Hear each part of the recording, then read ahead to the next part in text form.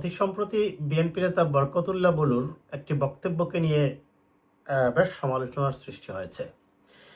তিনি একটি আলোচনায় ডক্টর মোহাম্মদ ইউনূসের ধর্ম নিয়ে প্রশ্ন তুলেছেন এবং তিনি প্রশ্ন করেছেন যে ডক্টর মোহাম্মদ ইউনূস কি মুসলমান নাকি খ্রিস্টিয়ান।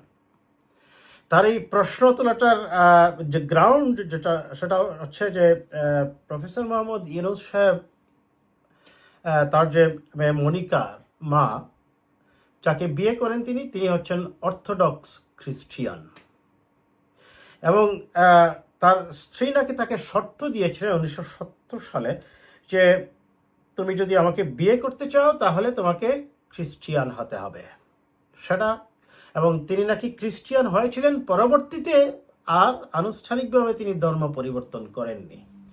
এই ধরনের একটি প্রসঙ্গ আসছে মার্কেটে। আমি বলবো, দেখুন, তিনি যদি ধর্ম পরিবর্তন করেছেন বা এই ধরনের কোনো তথ্য প্রমাণ নেই, প্রথমত হচ্ছে। দ্বিতীয়ত হচ্ছে তার স্ত্রী যদি অর্থোডক্স খ্রিস্টান হয়, মুসলমান ধর্মীয় রীতি অনুযায়ী অবশ্যই কেউ যদি মুসলমানের সাথে বিয়ে করতে চায় তাহলে তাকে অন্য ধর্ম ছেড়ে একই ধর্মের হতে হয়।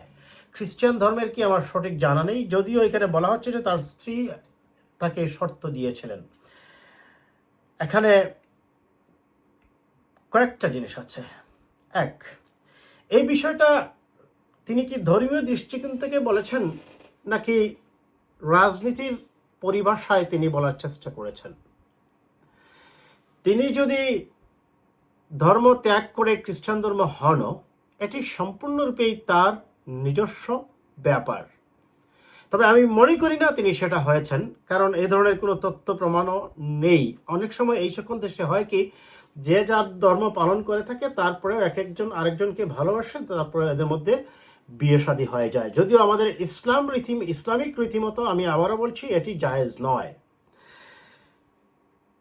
ডক্টর মোহাম্মদ ইউনূসের উপর অবশ্যই বিএনপি সহ অনেক রাজনৈতিক দলই, বিশেষ করে তার নির্বাচনী রোডম্যাপ না দেবার কারণে এক ধরনের ক্ষুব্ধতা আছে। কিন্তু সেই ক্ষুব্ধতাকে আপনি কারো ব্যক্তিগত জীবনে নিয়ে যাওয়া উচিত নয়। প্রত্যেকের তার ধর্মকে তার নিজের মতো করে পালন করতে দিন, ব্যক্তিগত জীবনকে নিয়ে আপনি সমালোচনা করা উচিত না। আপনি যখন রাজনীতি করবেন, রাজনীতির ভাষায় তার যে দোষ ত্রুটিগুলো আছে সেটি তুলে ধরার চেষ্টা করুন। এক। দ্বিতীয়ত হচ্ছে তার প্রতি যে ক্ষোভটা, সেই ক্ষোভের মূল কারণটা হচ্ছে তার নির্বাচন তারিখটা। অবশ্য আজকে তিনি নির্বাচন তারিখ একটা ঘোষণা করেছেন, যদিও তার এই তারিখ ঘোষণাটা কতটুকু ফ্রুটফুল হবে আমার এটা নিয়ে যথেষ্ট সন্দেহ আছে। আমি এটা নিয়ে আলাদা আরেকটা ভিডিও করেছি, দর্শক, আমি খুব জাস্ট 1-2 ঘন্টার মধ্যে আপলোড দিচ্ছি। যাই হোক, জনাব, আমার প্রশ্নটা হচ্ছে, জনাব বুলু তিনি একজন পুল খাওয়া রাজনীতিবিদ, তিনি একজন সাবেক এমপি, তিনি একজন সাবেক মন্ত্রী। তিনি এর আগেও সম্ভবত একটি কথা বলেছিলেন যে জনাব তারেক রহমানের নাম মুখে নিতে হলে অজু করে নিতে হবে, এটা সম্ভবত তিনিই বলেছেন। হ্যাঁ, একইভাবে বিএনপির আরেক নেতা জনাব শামসুজ্জামান দুদু একটি উদাহরণ দিতে গিয়ে বলেছেন, অবশ্য তার এই বক্তব্যটা আমি শুনেছি, আমার কাছে যেটা মনে হয়েছে তার এই উদাহরণের ভাষাটা হয়তো একটু দৃষ্টিকটু হয়ে গেছে, কিন্তু তার যে এটার যে মূল থিম তিনি যেটা বোঝাতে চেয়েছেন সেটা হচ্ছে যে বিএনপির যে নেতাকর্মীতা বা তাদের যে সংখ্যা বা তাদের যে সাইজ, সেই সাইজের সাথে তুলনা করলে এনসিপি কিছুই না, এনসিপি একটা শিশু দল। তিনি আসলে সেটাই বোঝাতে চেয়েছেন। এটাকে বোঝাতে গিয়ে তিনি যে উদাহরণটা চুজ করেছেন, সেই উদাহরণের ভাষাটা বা শব্দ চয়নটা আমার কাছে মনে হয়েছে সুন্দর হয়নি। অবশ্য বিএনপি বরাবরের মতোই তারা একটি মধ্যপন্থার গণতন্ত্র চর্চার এবং দেশ ও জাতির এই মুহূর্তে আমি বলবো আশা আকাঙ্ক্ষা জাতীয়তাবাদী শক্তির প্রাণ, সেই বিএনপি কার্পণ্য করেনি তাদেরকে সতর্ক করতে।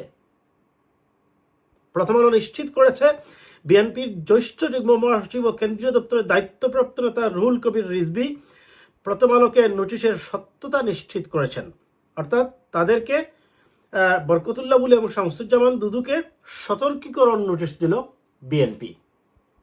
বিএনপি যথার্থই করেছে।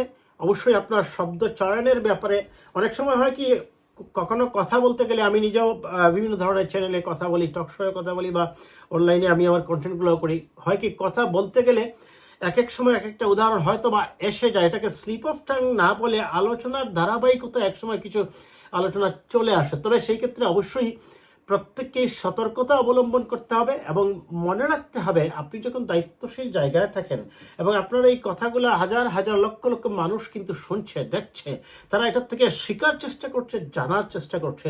অন টপ অফ দ্যাট, আমি যে কথাটা সব সময় বলি, আপনার এই ভিডিওগুলো, এই টকশোগুলো আপনার স্কুল পড়ুয়া, আপনার সন্তানরা, আপনার ছেলেরা, আপনার মেয়েরাও দেখছে। কাজেই প্রত্যেকের ক্ষেত্রে আমরা বলবো, শব্দ চয়নের ব্যাপারে আমাদের আরেকটু শালীনতা বোধটুকু রক্ষা করা প্রয়োজন, এবং মার্জিত ভাষার যত বেশি ইউজ করা যায় ততই মানুষ সেটাকে পছন্দ করে। যদিও কিছু ইউটিউবারকে আমরা দেখি তারা অনেক সময় কি বলা যায়, ডিরেকশন ছেড়ে দিয়ে যা ইচ্ছা তাই গালিগালাজ করেন। এদেরকে দিন শেষে মানুষ এগুলো পছন্দ করে না।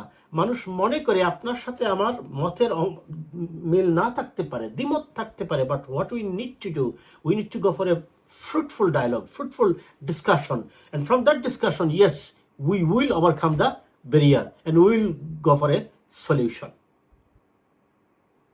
আজ এই পর্যন্তই।